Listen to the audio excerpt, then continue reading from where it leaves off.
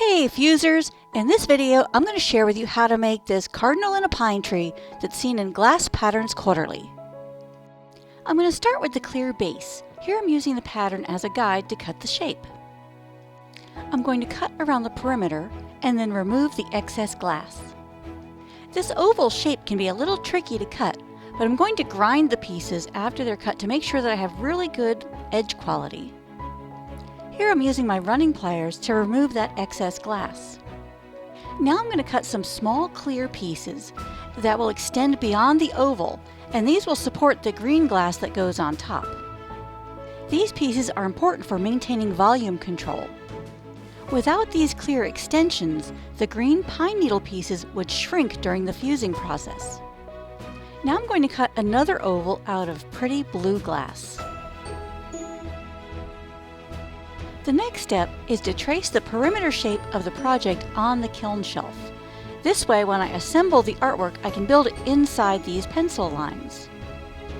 Now for the fun part, we're going to cut the colored glass. I'm using this pretty dark green for the pine needle pieces.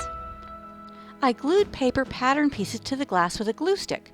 Then I cut around the paper, and I have really accurate, very clean, very nice pieces that match the pattern very closely. Now I'm going to cut out the red bird out of this beautiful opal red.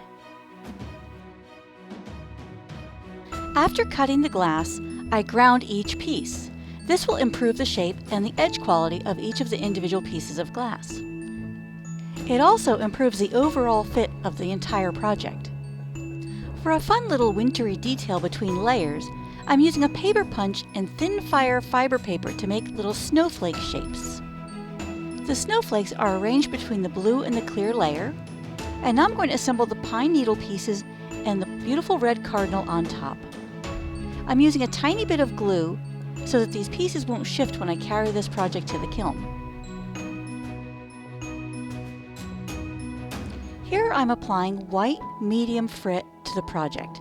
This will look like snow is resting on top of those pine needle pieces and also kind of drifting in the sky.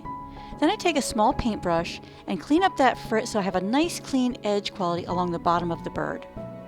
Now I'm going to add some white dichroic for a little sparkle. Tweezers work really well to place the frit. This way I can ensure that the shiny side is facing up. The next step is to load the project and start the kiln. This kiln comes with pre-programmed options, so it's fast and easy to start firing. You start by selecting your firing speed. Then after you've selected your speed, you select your process. Then you press start and we're firing. And look how lovely this piece is. After firing, the controller shows that the process is complete. I hope you enjoyed seeing how to make this fun project. Until next time, keep on fusing!